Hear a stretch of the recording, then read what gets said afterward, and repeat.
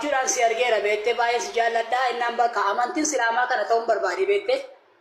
Allahu akbar. Abjuudhaan argite?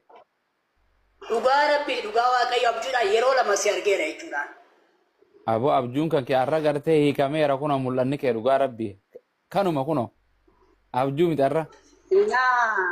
Galata waaqayyo haa ta'u har'a si argadheera. Wallahi nama dhugaati. Kanaaf islaama ta'uu nan barbaada bakka. Masha Allah.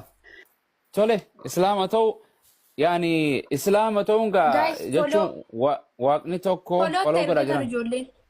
Namni kun hundi tokkoon kun folootti erga dhaaba'u viidiyoo. Himba. Inshaallah hin qabannaa waluma agarsiifne Yesuus akka waaqa qabu akka nama ta'e wal agarsiifna. Badhaasaa koo paastara koo. Ayyee.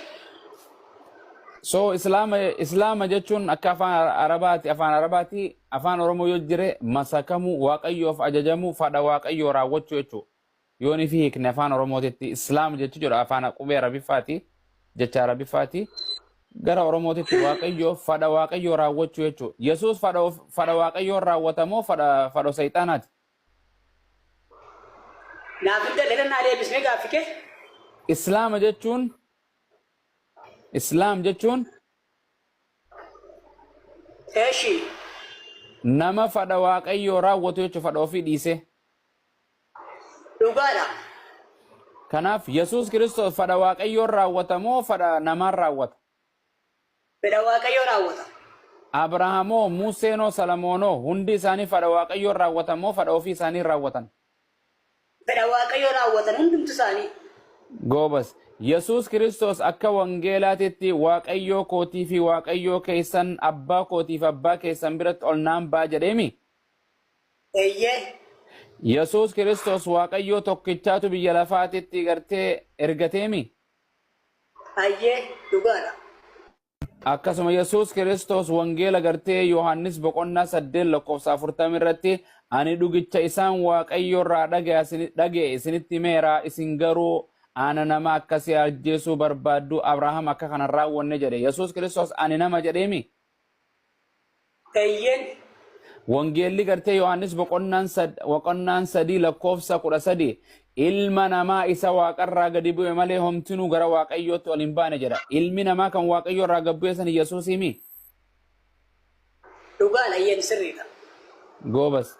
Yesuus Kiristoos wangeela keessatti wangeela Maatiyos boqonnaa 15:24 irratti warra akka hoolotaa badanii karaarraa goran mana Israa'el duwwaaf hin ergame jedhe. Saba Israa'el qajeelchuuf karaa waaqayyoo yaamuuf dukkana keessaa gara ifaa yaamuuf waaqayyoon ergeemi?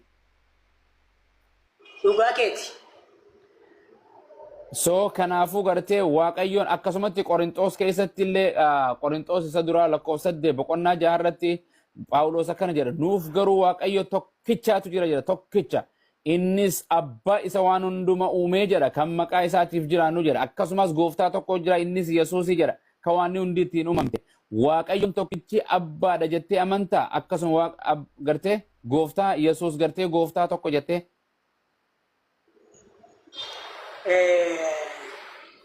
yeroo tokko rena deebitaa kanarratti siifin banee dubbisaa qoy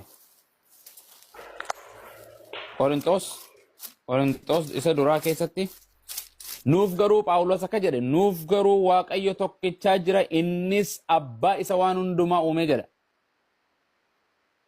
Dhugaa eeyyan akka jedhe sirriidha. Okay, wangeela Yohaannis boqonnaa 17 lakkoofsa 3 irrattis si waaqayyo isa tokkicha isa dhugaadha isa Yesuus Kiristoosiin erges beekuun isaanii jireenya bara baraatti jedha waaqayyoon tokkichi dhugaa abbaa ta'u Yesuus Kiristoos agartee abbaan isa ergamaa ta'uu ni amantaa? Eeyyan dhugaadha. Kanaafuu akkana kaa wangeela dhugoomsinaan islaamaa tokko kana dhugoomsaa maarree maaltu islaamummaa irraa agartee if duuka si qabe paastara koo? Eeyyee gaafa gara amantii biraarraa gara amantii biraatti gaafa darbamu lola baay'eetu jira. Dhiibamuu baay'ee jira. Haratamuu baay'ee jira. Kanarratti immoo akkasina bukkee dhaabbattan abdii guutuun qaba. Anis immoo gara amantaa kanaa dhufe baradheen waan jiru hundumaa hojjechuudhaaf qophii guddaan qaba. Nama lubbuun jiru wal argaa kun gooftaan lubbuun si jiraachise kakka keetii kakka kiyyaa meeqaa boqote biyyan itti hasalphatu jiruudhaan rabbi si fide meeqaatu rifeensa akka keetii kanaafuu wagartee biyya chaayinaa deemee gartee biyya maali turki birri ittiin baaftu ati siif haa jiraatu dhiifadhu filii tolchi kan rifeensa qabdu bareedduu akka ta'etti rabbi si haa kennu. Tole Oromoo ta'uu shakkiin qabu kiristaana moo waaqeffata moo ortodoksii moo pheenxee? Laa dura pheenxeen ture amma garuu jidduu lamaan jira. Jidduutti bakka asirra jira kina olaa jiisas lordiidha dura amma immoo barnoota keessa. Allah yaasa amma leuma Jesus jechuun Lord jechuun gooftaa jechuu waan takka waaqa jechuu miti beeytu abiyyiin gooftaa isaa gooftaa ani maatii tiyya keessa gooftaa isheen mucaan tun qaaliin tun mana kana keessatti isiin gooftaa addee gooftitti oli galee gooftaalee kan jira waaqaa fi lafarratti malaayikoonni gooftaa Salamoon gooftaa Daawit gooftaa Museen gooftaa. Yesuus ragaa baafata waaqayyo akka erguu isaatitti. Dhuga. Yohaannis boqonnaa 6:30 irratti ani humna kootiin nama gochuu hin danda'udha. Akkas abbaa koo irraa kan dhageetti nan farada firdiin ani faradulleen qajeelaadha anoo yaada koo duuka bu'uu hin barbaadu yaada isan ergee duuka bu'a malee jedha abboo lafa kubar subhanallah kana dubbata Yesuus Kiristoos abbaan koo nan caala abbaan koo na caaloo jedha dubbiin ani dubbadhu kun kan kootii miti jedhe kan isan ergeeti Wangeela Yohaannis boqonnaa 8:40 irratti ani jedha Yesuus Kiristoos dhugicha isaan waaqayyo irraa dhaga'uun isinitti himaa soba isinitti himuu jedhaan.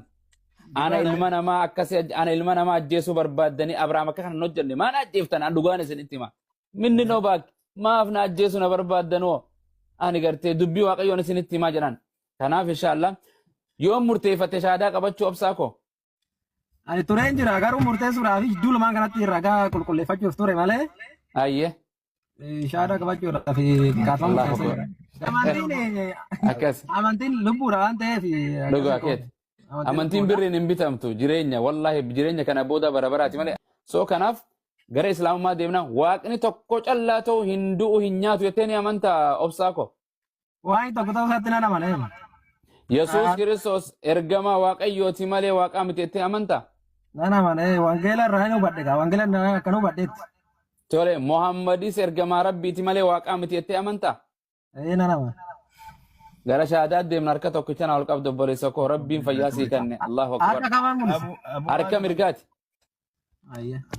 garuu kana sirraa kun akkam ta'a nikisaan sirraa kun waa takkasan waa rab waan gartee rabbiin waan islaamummaan dura takka isin gaafatu qaama kee oomiif miidhin keemikaalli wayii yoo jiraate deemsisuudhaaf yoo deddeesse islaamummaa keessatti wantoota san deemsisuudhaaf kan daran si miidhuu si dhufu mala kanaafuu rabbi irraa isin gaafatu badhaasaan kiyyaas dhufe maashaallah innis itti aanaa kana suutuma gartee yaalii qorichoon waan irraa godhanin ink removal waan jedhe waa yoo jiraate Yesuus gartee hin jaalanna gartee waa takka so saniif inshallah harka kee kan mirgaa ol qabadhu maashaallah na jalaa jetta inshallah afaan arabaatiin oromiffaan achi booda jijjiirra eno badhaasa kanarra waa xiqqoo muutii kaaya inshallah badhaasa muutii kaadhadhooti eno hanqasu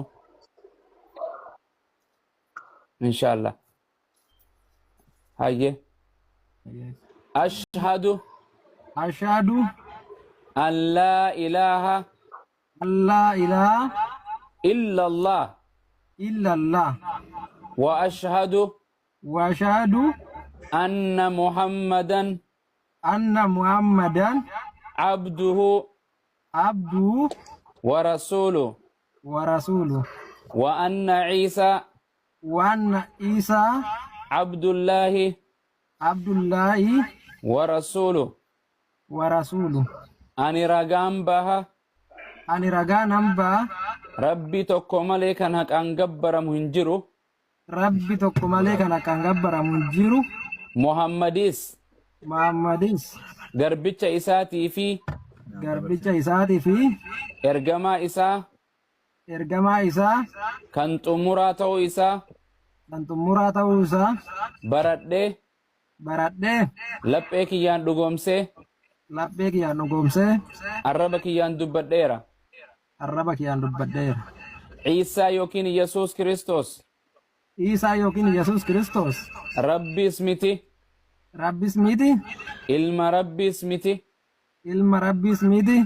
ilma Maariyaam garbicha Rabbii fi ergamaa Rabbii kan saba Israa'el duwwaaf ergame ta'uu isaa baradhee baradhe hubadhe laphee kiyyaan dhugoomsee laphee kiyyaan dhugoomsee arraba kiyyaan dubbadheen jira arraba kiyyaan dubbadheen jira yaa rabbii kiyya yaa rabbii kiyya islaamummaa irra naa kennite kanarra na jiraachisi islaamummaa rabbi arra naa kennite kanarra na jiraachisi irratti na ajjeesi irratti na kaasi irratti na ajjeesi irratti na kaasi irratti na milkeessi irratti na milkeessi guyyaan xumuraa yookaan guyyaan firdiis guyyaan xumuraa yookiin guyyaa firdiis ni dhufa je'enaan amana ni dhufa je'enaan amana abiddaa fi jannannis ni jira je'enaan amana abiddaaf jannannis jira je'enaan amana jannata keenaa kenni jannata keenaaf kenni Allahu akbar hanga nama barreessa koo Allahu akbar abootti maramtu sulxaanatinaaf Allahu akbar akkas eenaa jabees والله هاي عمرك يا رب يرس ابو معاذ والله عمري بقرب سنجل ما شاء الله بقى كم بايت تلفان بايت ابو اسينو سلاسي ركا ابو ولد منفس قدوس نساتني فر انده ما والله الحمد لله شكرا دعائنا ولا بقى ربنا كسبنا والله ربي سيدي مالجر ربي سجالتي ابليسكم